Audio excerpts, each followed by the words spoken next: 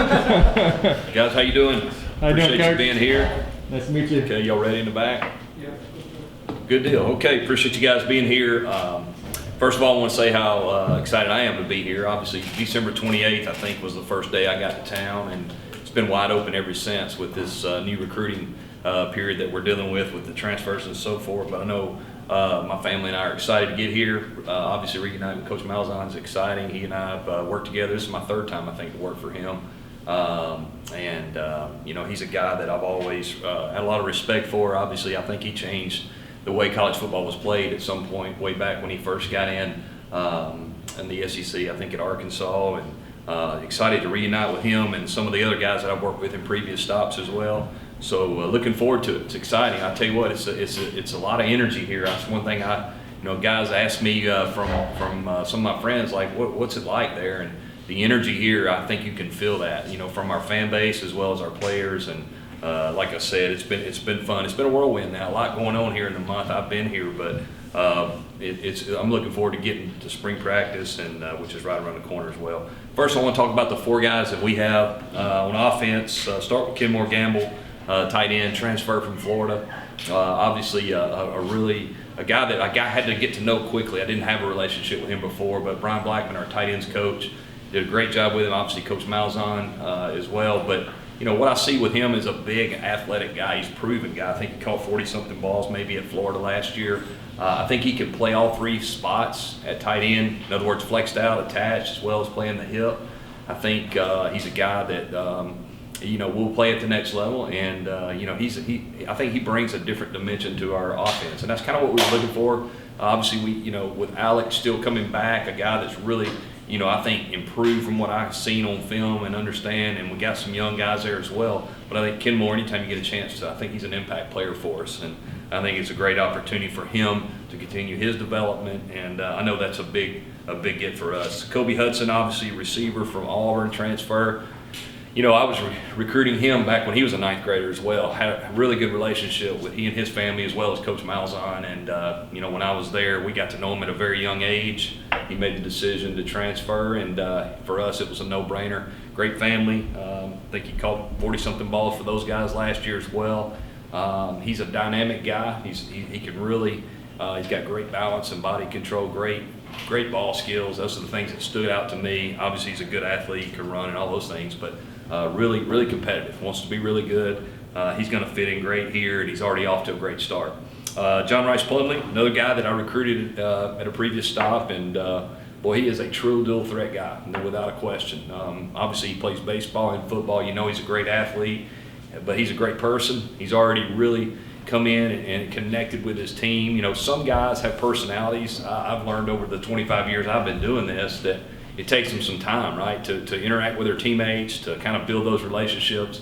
John Rice naturally does that. Like, you can feel the energy of him, and he's off to a great start in the weight room and conditioning, as well as moonlighting over there with baseball, and really think he could bring a really big dimension to our team from the standpoint of being a dual threat guy. And he's also played, whether in 19 playing quarterback, a little bit 20 playing receiver full time. He brings some experience. If you look at our team in that room when we got coming back, Mikey was thrown into action last year, did an outstanding job, led our team to 9 wins and so forth. But when you look at experience, there's not a ton there. So I think that's another thing he brings, some experience at a high level, and we're really excited to get him. Ryan Swoboda. If you hadn't seen this guy yet, he's huge. He has a duck down walking through the door. 6'10" guy, maybe 6'11". Two-year starter there at Virginia, maybe 2.5. Recruiting him was interesting too, because he's an older guy, come in as a graduate transfer, and a guy that really understands what he's looking to do. He wants to come and continue his development. Probably could have gone to the NFL. Who knows where he would end up, but he wanted to try to improve his status or his stock, so to speak. Obviously, Herb Hand did a great job recruiting Coach Malzahn, but Herb having the reputation of really developing guys, I think the numbers speak for themselves. I think that really excited to Ryan, and getting back close to home, I think, was also didn't hurt for sure. But we expect all 4 of these guys to have an impact on our team. It's going to be neat watching this thing play out in the spring. And again, like Travis said earlier, I think we tried to address, me getting here a month and a half now and sitting down and trying to figure out with Coach what we needed. I think we addressed those needs, and Still maybe a couple opportunities for some late additions, but very, very happy with what we did with the transfer portal. And like I said, looking forward to getting these guys to spring ball here in March. All right, questions? Coach, welcome to UCF. Thank you. Yeah, can you just kind of touch more about the relationship you have with Coach Malzahn? I knew this is your third time working with him. When did that start? Were you was Gus recruiting maybe one of your players of Marietta? Yeah, that's right. I was the head coach at Lassiter High School in Marietta, Georgia in 2008. Had a tight end there named Philip Lutzenkirchen, who I don't know if you guys know who he was or not, but obviously a tragic story, but also a story that is pretty neat to tell. I think his dad and I were very close. Philip had 3 sisters. I'm still very close to them. They babysat my kids when I was the head coach there. My kids were really young. And Coach came in to recruit him. He had just gotten to Auburn and came in to recruit him. And Coach Malzahn, if you guys know him well enough now, like I was high school head coach. This is Gus Malzahn coming in, offense. He's kind of the first one in that SEC to start going fast and doing things. And I was like, man, this is awesome. And I come in, and he came in to recruit him, and I wanted to sit down and talk some ball with him. He wouldn't tell me anything. He's secret. He wouldn't. I try to get him on the board. Hey, can you show me this? And he'd kind of show me some little things. But But as we built that relationship, and Philip became a very good player for him there at Auburn, and I think he's the all-time touchdown receptions leader there, or might have been. And Philip was a great player for us. Caught almost 80 balls his senior year, and really we were able to do, like I mentioned with Kenmore, flex, attaching in the backfield, very versatile. Unbelievable ball skills, and that's how I met Coach. And then over the years, we just kind of stayed in touch. And as I moved into college football in 2010, he helped me prepare for interviews and did different things, and just built that relationship. And I had taken the Spain Park job in Hoover when Coach got the Auburn job, and he wanted to hire a couple of high school coaches as analysts, one from Alabama, one from Georgia, and he hired me there. I think I might have been the first analyst ever there at that university, and now they're everywhere, right? But so we just stayed in touch, and then I left there and went to be a coordinator, and he hired me back, and now I'm getting to work with him again. So it's exciting, and he's been a huge influence on my career for sure. Coach Jason Beatty with the Orlando Sentinel. You know Gus Malzahn and some of these guys on the staff, but what do you know about UCF, and what did you know about UCF before you took this job? Yeah, I know they kicked our tail in 2017 when I was at Auburn, and he, from afar, this has been always an intriguing, exciting job. The excitement, the energy. I remember that night, even in the bowl game, I think it was probably 3/4 of UCF fans, and that said a lot. They were excited to be there. They wanted to be there. They were competitive, had a really good team. A lot of those guys still playing in the NFL, but I just thought it was a program on the rise. And I think Coach mentioned it, the future of college football, I believe, is here. I believe that 100%. When you are in this program and around this program and feel the energy, obviously moving to another conference in another year is big too, but and we have an AD that is unbelievable. I've known him. We were in the same conference the last 3 years, and just a lot of positive, exciting things going on here. Our players enjoy being here. The one thing I've noticed about our players, very confident, but very humble, and they do what you ask them to do. And I'll be honest with you, college football, with the transfer portal and all the changes going on and mixing personalities, sometimes that's hard to do. But I think Coach, the kind of the system he has in place and the culture that he's developed, I know at previous stops, and now he's doing it here. I think it helps those guys transition quickly and buy into what we're doing. I think that's what makes it exciting. But yeah, I'm thrilled to be here. This is a great place to live, great place to work, and my family's excited to move as well. Chip in the back here, Yep. Adam Shadoff from Fox 35. Right. Do you envision Plumley as an every down starting quarterback that plays the entire game, or is he a mix it up kind of a guy? How do you see that? Yeah, I think it'll play out in the spring. Mikey, obviously a lot of experience, this year, still being a young player. And the one good thing about being new and coming in is being able to really evaluate those guys through my eyes. I know Coach has mentioned that to me as well in private. Like, I'm excited that you're here because you're going to get from an outside view. You haven't been with any of these guys yet. And John Rice will come in. He's obviously didn't play quarterback this past year, so he's got some work to do as well. But the thing I like about it is we have, I guess, 5 on scholarship now, and we're going to start day one. And I told him this in the meeting. All I can go by is what you put on film, is the way you present yourself around your teammates.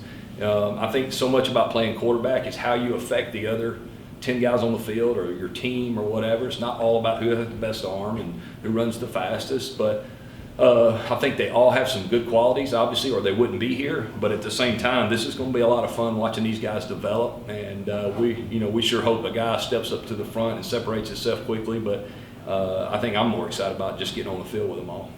Coach, UCF lost Brandon Johnson, who scored 11 touchdowns last year, to the NFL. Do you think Kobe Hudson comes in and plays the same boundary receivers position that he did?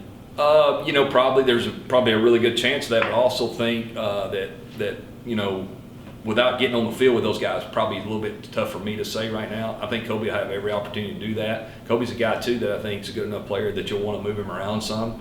I know that's something that we've always done in this offense, is been able to move our guys to different places. And the one thing that coach that I learned from him early on was figure out what your players can do, figure out what they're good at doing, and let's try to find as many ways to do that as we can. And that's kind of the focus of what we always do when we're trying to build an offense. I mean, if you look at our history, Jared Stidham was totally different than Nick Marshall or Cam Newton or whoever we had, and we build the offense around the strengths of our players. Kobe should be one of those guys, and so we'll see how that plays out. Coach Shane Whitehead, WFTV ABC. I thought you were asking me that last question. Who was that? Over here. I'm sorry. Since you joined college football in 2010, you ever been involved in a February signing day where you didn't sign anybody? Yeah, last year I think I did that. My previous stop, we signed them all in December. We might have had one or two signees. But it's kind of become the norm, I would say. The last 2 years is when I really remember this being something that's a little unique and different. I think getting guys in December is a good thing for us because, we're not sitting around all for a month and a half trying to hold on to commits or whatever. And at the same time, if a guy knows he wants to be at UCF, I'm glad he's going ahead and sign. That means he's committed, he's all into us, not, waiting around to see if there's something else out there for him. Because we want kids that want to be all in. If they're not all in, then obviously they're not going to play their best and probably need to move on anyway.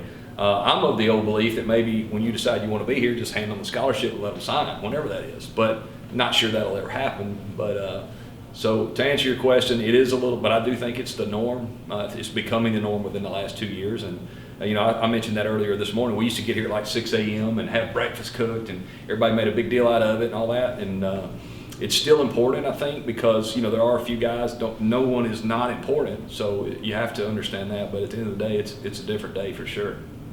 How much has the portal just changed everything, just in terms of managing roster, deciding how many high school guys you want to sign, and then who wants to allocate scholarships to who? How much has that changed, especially over this past year? Yeah, I think we're all still learning. It's changed tremendously, and I think it's also sped up the process. Like in recruiting, I'll just go back to Kobe, for instance, Hudson. I mean, that's a guy we started knowing in the 9th grade, right? So Coach and I both knew a lot about him even before he got in the portal. But when he got in the portal, it wasn't like we had to start from scratch. Well, now you get a guy that gets in the portal maybe at the end of December and wants to enroll in January. What are you looking at, 3 weeks to get really to know him? Especially us, we started school early. Some of these school guys are starting later. It speeds up the process. So I think that's why you see a lot of players. I'd be interested to see what the percentage is. A lot of them will end up at places they had relationships with people because of that. And I think sometimes you have to be careful because part of recruiting is you figuring out, you getting to know them and them getting to know you, right? And there's sometimes you go, I don't know if that guy's a great fit here, so we'll let him go on somewhere else. And then, but at the same time, in this transfer world, you're trying to fill your needs, as Travis mentioned earlier, and get to know the guys very quickly. It's sped up, and you got to make sure you do your research as much as you can. At the end of the day, you use whatever you have. The high school coaches, hopefully you have a relationship with maybe who played for him, and he can shoot you straight on a guy or whatever. Academic history, all those things go into play just like it would normal recruiting, but I think it's really sped up. Coach, back Yes, here, sir. Nathan Rivas with News 6 CBS. Understandably, Coach Malzahn needs his family, needs his attention during this time. How has the staff really come together to hold things down, but also support him right now? Yeah, that's a great question because I would really love to say we all been praying for Christy and her health and improving, and I think she's making a lot of good progress. I'll let him speak on all that, but if you know him, he's going to always stay in touch. Okay, it's not like we hadn't heard from him, but he's zoomed in for staff meetings and done things like that. And we just try to support him, and the best way we could support him, I think, was handle our business here at work in recruiting. And obviously I think we did a nice job of that. Coach was involved in all that as well, but trying to keep the day-to-day things that come up that we can handle, to keep it out of his lap, so to speak, I think was one way to do it. But everybody just doing their job. This staff is very close. Coach has always had staffs that were close. He's got a high school background. I think that feeds a lot of that. It's, all of us hang out together, do things together, our families, and no different with Coach Malzahn. We wanted to support him every way we could and try to take a load off him while he, helps Christy get back to get her health back. Also, All right. Thanks, Coach. Thank you. Appreciate it. Thank you, Chip.